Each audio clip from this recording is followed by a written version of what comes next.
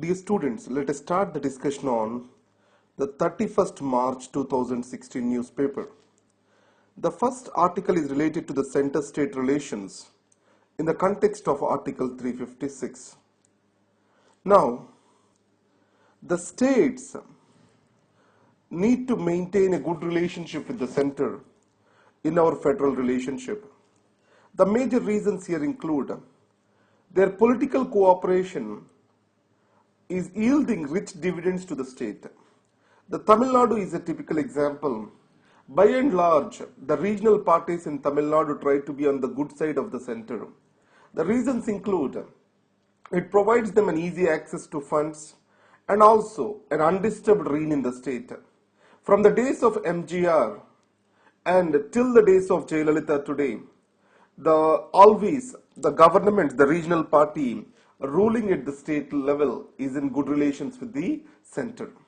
Now, even if you take the behavior of Bhajanlal government in 1980 in Haryana, the shifting onto the sides to cooperate with the center politically and to develop an understanding is on line with them to be in good books with the center.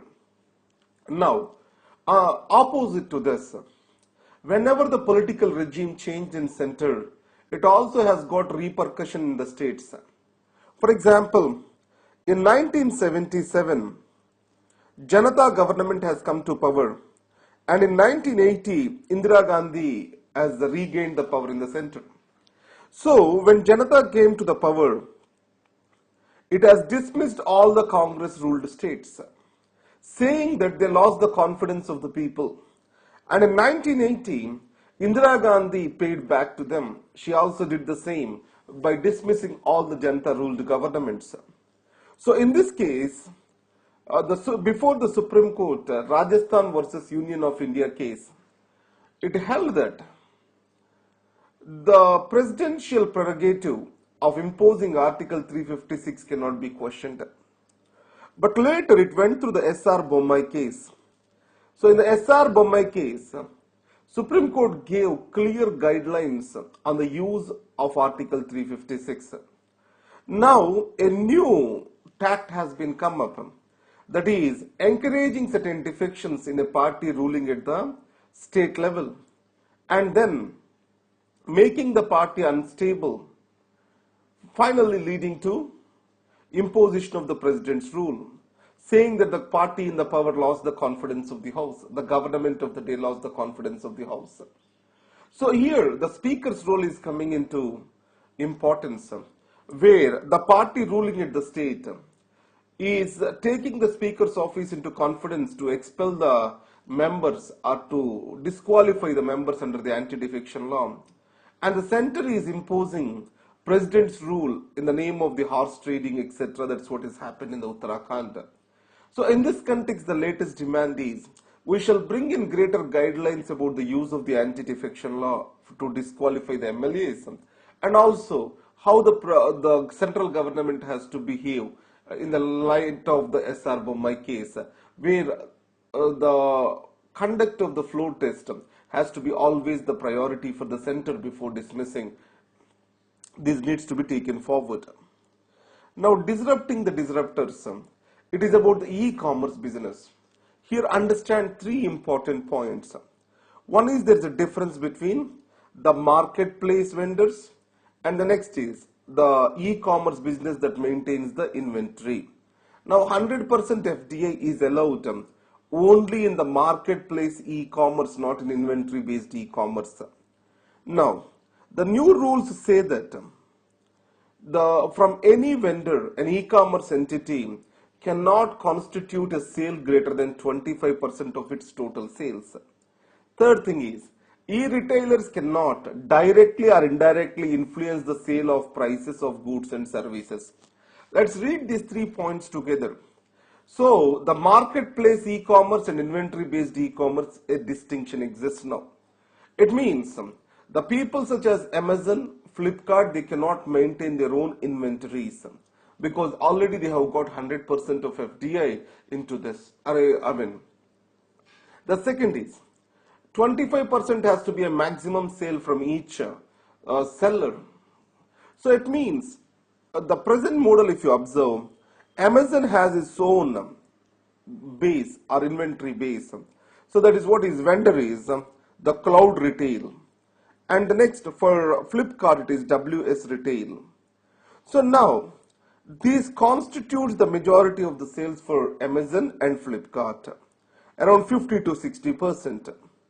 So obviously their share has to decrease in the coming term, and most of the inventory is under their control. They are able to offer the liberal benefits to the consumers, concessions to the consumers.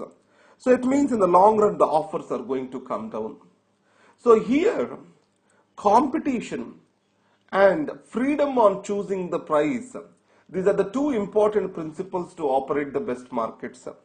Now government has imposed restrictions on how the prices have to be conducted in the marketplace. It leads to unnecessary bobodom in the e-commerce.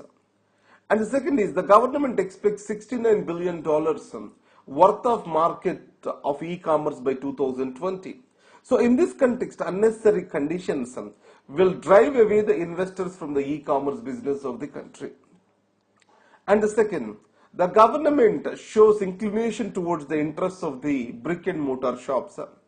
Now, if we observe that in a marketplace, it is not the governmental favors that has to retain these brick and mortar shops, but it is their competitiveness. So the new inventions comes through the competitiveness. So governmental unnecessary bias towards brick and mortar shops, the restrictions imposed over here can disturb the e-commerce business in India. Coming to the defense procurement.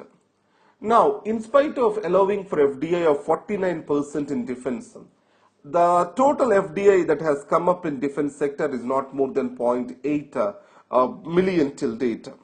So in these circumstances, what we shall do further?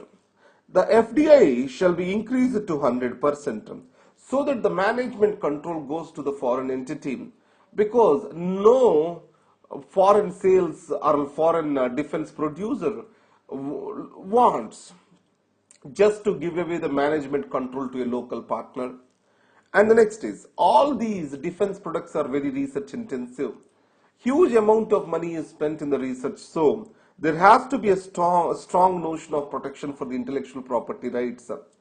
And the third thing is, now offset policy, it has been reset, where up to 2000 crore rupees, or else only after 2000 crore rupees the offset policy starts working. It is in the good direction. But however, most of the cases the expenditure spent on offset is on maintenance, repair, overhauling, assembling, etc. For this, the government can ensure manufacturing of certain critical components within India itself. It has to provide for the necessary freedoms for this. It has to allow for the joint ventures. And government, as like in US, also can fund the private companies for research towards promotion of the Make in India, reduce our dependence on defense imports. Coming to the urban penalties. What do you mean by the word urban penalties? So in the urban areas, especially in the slums and other areas where the poor live, the living conditions together we call it as urban penalties. So these people have no civic communities, and at the same time they suffer from all the terrible side effects of the urbanization. So in this context, the major problem for them is displacement and the lack of civic communities that shows them the worst levels of the development indices among them. Here it is explained with regard to the Dionor dump yard in Mumbai, where there are huge settlements surrounding that. Most of them belong to the rural migrants. In this case, what is the best way towards sustainable urbanization? So urbanization strengthens from rural prosperity. So it means whenever there is a rural prosperity, the distress migration decreases to the urban areas. So it contributes substantially to create sustainable cities and better economic development over there with strong or better livelihoods for the urbanites. So the better urbanization depends upon better rural prosperity. To what extent we can decrease the rural to urban distress migration, to that extent urban areas can remain livable. Now coming to the India-Pakistan talks. Now, after the Prime Minister's Lahore visit, the engagement between India and Pakistan and this line of communication was always kept open. But however, this line of communication as of now happening at the NSA level, that is Ajit Zoval and Zanzua, they are talking on the issues. And mostly it is confined to the security. So in this context, the transmission of the information from Pakistan about the possible terror attacks and cooperation with regard to the Jaish-e-Mohammed, all these are the positive signs. And added to that, India also shall be able to take up the engagement to the next level, that is to the diplomatic level, to maintain this sustenance, maintain this effort as sustenance. So, Prime Minister's moving to or visit to Pakistan for the oncoming, upcoming SARC summit, and also expected meeting between foreign secretaries, these all can pave way for to better engagement. So the most important development of this engagement is, so always the West, it has encouraged the Pakistan and India to talk or engage with each other. Whenever India has called off the talks between the countries after the terror attacks, so the major pressure is on engagement rather than issues of engagement. Now, the matter shifted towards the issues of engagement, majorly focused on the terror attacks. So this is a positive development for India. And coming to Palmyra victory, you know that recently there are setbacks to the Islamic State both in Iraq and Syria. So in Iraq, it lost Ramadi, and in Syria, it has lost the historical city, that is Palmyra. So, it means almost the 14% of the territory which is under the control of this is been lost. What are the reasons for this? One thing is Tal Abyad, a border town between Syria and Turkey, is been taken away by the Kurd rebels. So because of this, the strategic post which helped for the exchange of the arms, new recruits into the Islamic State, ISIS, is being lost. And the second thing is, added to that, the Russian help and the ceasefire agreement between Syrian forces and the rebels. All these have provided for a attention or a special focus onto Islamic State. So in this case, a caliphate is the ultimate goal of the Islamic State. As there is no, or the territory is decreasing, the idea of the caliphate will shatter and ultimately it decreases the recruits towards the Islamic State. So in this context, an effort of coming together of all the great powers to fight the Islamic State is a good sign. Now coming to the nuclear security. Now you all know that Pakistan is developing something called tactical nuclear weapons. So the Pakistan says that it wants to go to the full spectrum deterrence. The full spectrum deterrence means it will have both strategic nukes and also the tactical nukes. The tactical nukes are used in the battlefield for a controlled destruction. So with regard to this, as and when the battlefield nukes are increasing, it automatically poses the threat to the nuclear security. There are good chances that can be misused for. So, in this case, what the Pakistan response is, India has taken up a cold start doctrine, which is India's Bridge Creek, where India will rapidly attack the enemy before enemy is able to react for causing a devastation to India. So, to fight this cold start doctrine, the Pakistan needs the tactical weapons, but it is becoming a danger to the nation nuclear security across the world. So that's what is the concerns explained. Now, broad-based trade and investment agreement between India and European Union. In yesterday's article, you came to know that the Italian Marines case, and added to that the visa fees hike, and European Union imposing restrictions on the generic drugs of India. These are the various irritants which are existing. So, you know, European Union is the largest trade partner to India. So, with regard to the services, there are two major challenges. India is especially strong in the IT services.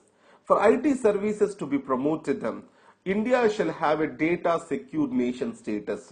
The European Union did not accord this data secure nation status to India. And added to that, the second major issue is visa fee hike by various countries, which prohibits the movement of the natural persons between the countries. So India is going to take this forward towards a bilateral broad-based trade and investment agreement for the summit happening in Brussels. Coming to the Indian Express, the first article is related to 356. There are two important points over here. Whenever a party gets power at the center, it sees the merit of center-dominated federalism. When it is out of the power, it sees the limitations of the same thing. That is the tragedy in India. So in this context, Article 356 is used by different people for different advantages. Indira Gandhi has used not just to control the opponents, but also to bring an order within the Congress too. And the second, the political parties which are too centralized, which are unable to allow for the internal dissent. So these are more vulnerable to the Article 356. We can see easy defections out of these political parties. For example, Uttarakhand, Arunachal Pradesh. So these are mostly through the political defections. And finally, the smaller states are more vulnerable to Article 356 because when 100 legislatures are there, it is easy to convert them towards this. So the weak financial position, greater dependency on the center, and also the less number of the legislatures, and more prone for instability and coalition politics, makes the small states more vulnerable for the use of Article 356. To our health. So here, the Prime Minister's yesterday meeting towards bringing in a national health scheme, comprehensive national health scheme within the next 6 months to screen for various types of the cancers and communicable diseases is a way forward. A half opening already it is about the e-retail I have discussed in Hindu. So now in the explained page also, this article is about the e-retail. So this is already explained through Hindu for you. And the next is world-class universities. So this is just a concept. If you remember in 2012, UPA government has introduced the Research and Innovation Universities Bill. Similarly, the present government wants to bring in world-class universities in India, both in public and private sector. So the 20 world-class universities, 10 in public, 10 in private sector will be coming up. These universities will have total autonomy to function and they will act as the anchors of the growth. But these provisions, what is the plan? So 1,000 crore rupees will be given and they will have to be placed themselves within the top 500 universities and an accreditation by an international agency. Faculty-student ratio will be less than 1:10 and they develop liberal relationships with other foreign universities. These are the various things which are contemplated. But as of now, don't worry much about this. Now let us see the yesterday's argument, that is defense procurement policy is in alignment with Make in India initiative. So elaborate how India can create strong military industrial complex. So defense procurement policy, what are this? The first one is related to, so the new category, that is indigenously designed, developed and manufactured. So for that 40% is the local content clause, and if it is not indigenously designed, 60%. And the second thing is micro medium enterprises are given a special status. And the third thing is with regard to the development of strategic partners, this is not been spoken by the defense procurement policy, that can be seen as a setback. After this, you can talk about how to develop the military industrial complex. One is development of research base in the country. For that, providing for the necessary finances. As in the USA, financing for the private research by the government. Development of joint ventures between foreign companies in India. And next is allowing for FDI, raising it to 100%, and also providing for intellectual property rights, creating the necessary human resources, all will improve the military industrial complex in India. So this is about your yesterday's question. Thank you very much.